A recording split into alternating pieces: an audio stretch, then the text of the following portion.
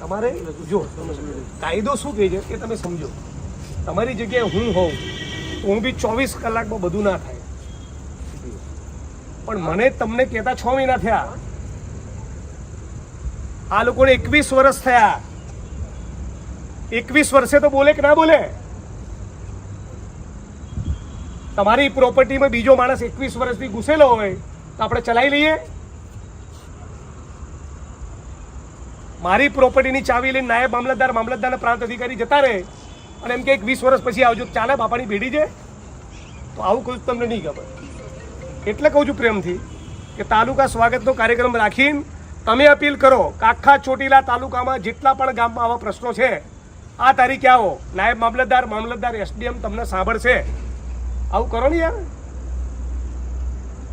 આ 62 એકર જમીનમાં દબાણ છે, આ સિઝનમાં તમે ખાલી ના કરો, સાંભળજો, એટલે આ 62 એકરનું નુકસાન કોને વેઠવાની? આ ગરીબ ખેત મજૂરે કે નાના સીમાંત ખેડૂતે. કેમ? તમને ખબર નથી. તે કેમ તમને ખબર નથી? જિગ્નેશભાઈને કઈ રીતે ખબર છે? આ ઢોકણવાનો પ્રશ્ન, આનંદપુરનો પ્રશ્ન, કંથારિયાનો પ્રશ્ન, મોણપરનો પ્રશ્ન, આ ભાઈનો પ્રશ્ન મને કઈ રીતે ખબર છે? તો આ ગરીબ માણસોના કામમાં તમે રસ દાખવો તો તમને ખબર પડે. મારે જાહેરમાં તમને એમ્બેરેસ નથી કરવા. પેલા આ 62 એકરને પ્રાયોરિટી આપો. એક મિનિટ, આ 62 એકરને પ્રાયોરિટી આપો. આમાં આવવું પડે વારે વાર સાહિલ અને ચોટીલા. હું ના પોલીસ કર્મી છું, ના મહેસૂલી અધિકારી છું, મારું કામ છે. તમે આવો સ્વાગત કાર્યક્રમ રાખો, એક રાખી દો અને તમે બધાને અપીલ કરો તો તમારી શાક વધશે ને. તમે અહીંથી જાઓ તો તમારા 2 જણાની આંખમાં આંસુ આવે એવું કરો. આમ એસડીએમ છે મકવાણા ભાઈ, એની કેટલી ક્રેડિટ છે? બરાબર. આ બધા ગરીબ માણસો જમીન ખેડતા તે કેટલી ઉત્તમ વસ્તુ છે. આ વરસાદની સિઝનમાં બધા ખેડી શકે એવું કરો ને. તમે કાયમ માટે રહેવાના નથી, હું આવવાનો નથી. ગરીબ માણસનું કામ કરવા માટે હું એમએલએ બન્યો છું, એના માટે તમે અધિકારી બન્યા છો. મારે આવવું પડે એ તમારી નિષ્ફળતા છે, એકચ્યુઅલીમાં તમારી નિષ્ફળતા છે. અને આ બધા માણસો સતત અરજી કરે, હું આવું નહીં ત્યાં સુધી તમે ગણકારો નહીં. એનો મતલબ શું ખબર છે? આ ડિસરિસ્પેક્ટ છે લોકો માટેની. આ લોકોને હવામાં લેવાની વાત છે. આ દાડીઓ શું બોલશે? આ એવો એટીટ્યુડ છે એની અંદર છુપાયેલો. આ ખેત મજૂર શું તોડી લેશે? એવો એટીટ્યુડ છે, એક એરોગન્સ છે. મારો અવાજ જે ઊંચો થાય છે ને એના મૂળમાં આ છે. કેટલા વખતની અરજી આપો છો? હું આપું છું 25 વર્ષથી. બોલો, આખા તમારા મહેસૂલી તંત્રે સામૂહિક આપઘાત કરીને ડૂબી મરવું જોઈએ? 50 વર્ષથી અને હવે હું આજે 60 વીઘાની જમીન ખાલી કરવાનો જ નથી. તમારી માપણી કરાવી મારે 5 વીઘાની જમીન ગઈ, 60 વીઘાની ખાલી કરી ભૂલી ગયા હોય ધક્કા કાકાને ભાગી આ તો તમે 6 વર્ષથી આવો છો. કઈ નહીં, સાંભળો, આપણે એવું રાખીએ છીએ, તમારી પાસેથી હું એવો ભરોસો રાખીને જઉં છું કે એકાદ મહિનામાં પરબડીનું કામ 15 દિવસમાં મને એસડીએમે કહ્યું આપણે 15ના 17 દિવસ આપો, બરાબર? પણ યાત્રા આપણી ચાલુ, એમાં કોઈ મિનમેક થવું ના જોઈએ ભાઈ. નહીં તો પાછો મને ફોન ના કરતા, બરાબર? આ મુદ્દા નંબર 1. મુદ્દા નંબર 2, 15 થી 17 દિવસમાં પરબડીનું કામ પતી જાય એવી અપેક્ષા રાખીએ. મુદ્દા નંબર 3, પરબડીની જોડે આનંદપુર અને બીજા જે ગામો છે એની અપેક્ષા રાખીએ. મુદ્દા નંબર 4, આવતીકાલે વડીલ તમારું ગામ કયું? આપણે કંથારિયાના ભાઈ આવશે અરજી લઈને. કેટલા વાગે મોકલું? 11 વાગે અનુકૂળ છે આપણે? મેં આપેલી છે આપને. 1 મિનિટ ફરી લઈને આવો, જૂની અરજીની નકલ લેતા, બરાબર?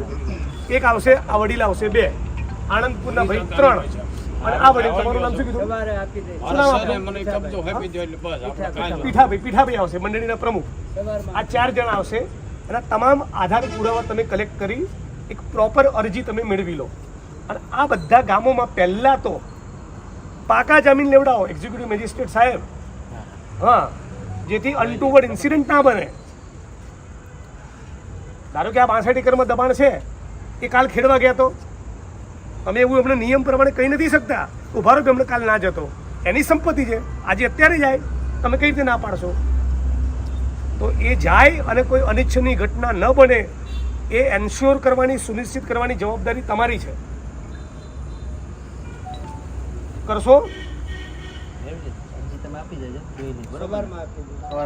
બરાબર.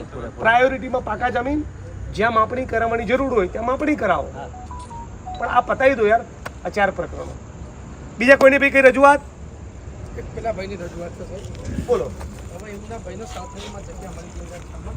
હવે એમના ભાઈને ભાભી બંને મળી ગયા. આજે કબજા નહીં પકડે 21 વર્ષ તો થઈ ગયા. હવે સાહેબ એમ કહે છે કે તારા ભાઈના ભાભી મળી ગયા એટલે તારી જગ્યા સી સરકાર થશે. તો શું આપણા વારસા એકમાં એના ભાઈને જમીન ના દે? ના જાય, વારસાઈમાં જાય જ એ તો યાર. અરે કોઈ એવું અરે કોઈ અરે સાંભળો એવું એ તો કોઈ- કાલ તમે આવી જજો ને 11 વાગે. હુકમ થયેલો કે ફાળવણીનો?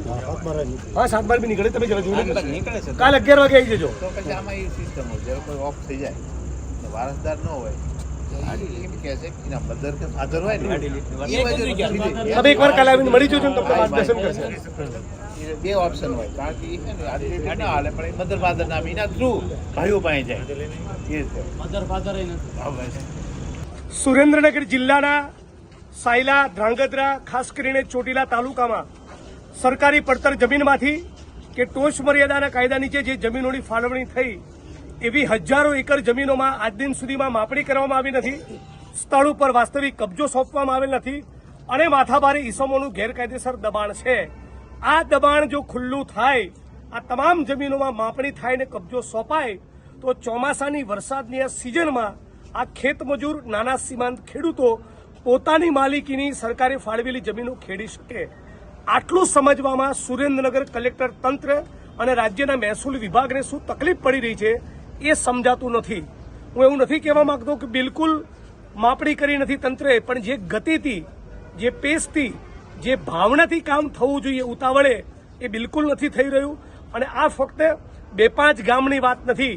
સાયલામાં, ધ્રાંગધ્રામાં, ચોટીલાના બીજા વિસ્તારોમાં અનેક જગ્યાએ સાંથેડીદારોની જમીનમાં માથાભારે ગુંડાઓ ઘૂસેલા છે. આ ગુંડાઓનું ઘૂસેલું હોવું એ એટ્રોસિટી એક્ટ અને લેન્ડ ગ્રેબિંગ એક્ટની ચોક્કસ કલમો હેઠળ ગુનો પણ બને છે. છતાંના ગુનો દાખલ કરવામાં આવે છે અને કબજો સોંપવામાં આવે છે. અને સ્થાનિક ભારતીય જનતા પાર્ટીનું નેતૃત્વ એટલું બોધું છે કે ભારતીય જનતા પાર્ટીના ચોટીલાના, સુરેન્દ્રનગરના ચૂંટાયેલા જનપ્રતિનિધિઓએ ઢાંકણીમાં પાંડી લઈને ડૂબી મરવું જોઈએ કે વડગામના ધારાસભ્યએ માપણી કરાવવા અને કબજો સોંપાવવા આવવું પડે. તો તમે શું મંજીરા વગાડો છો? એ પણ તમારા માધ્યમથી અમને પૂછવા માંગુ છું. આ 1 ઇંચ જમીનની માપણી કરાવીશું, કબજો લઈશું અને તંત્ર આમાં ઉદાસીનતા દાખવશે તો અતિ ઉગ્ર આંદોલનના કાર્યક્રમમાં પણ આગળ વધવાના છીએ. 11 કે 12 તારીખે આણંદપુરથી પદયાત્રા પણ શરૂ થવાની છે. તંત્ર પદયાત્રાના સ્વાગત માટે તૈયાર રહે. અમે લડવાનું, લોકશાહી ઢબે આંદોલન કરવાનું આ મુદ્દે ચૂકવાના નથી. જમીનનો કબજો તો લઈને રહીશું. પદયાત્રા ક્યાં લઈને જવાની થશે? 11-12 તારીખે આણંદપુરથી નીકળી સુરેન્દ્રનગર કલેક્ટર કચેરી જશે અને કલેક્ટરશ્રીનો જે ધ્વજવંદનનો કાર્યક્રમ હશે ત્યાં હાથમાં તિરંગો લઈને સાંથડીદારો પૂછવા જશે અમારી જમીનમાં માપણી ક્યારે, કબજો ક્યારે અને દબાણકર્તાઓની સામે કાર્યવાહી ક્યારે.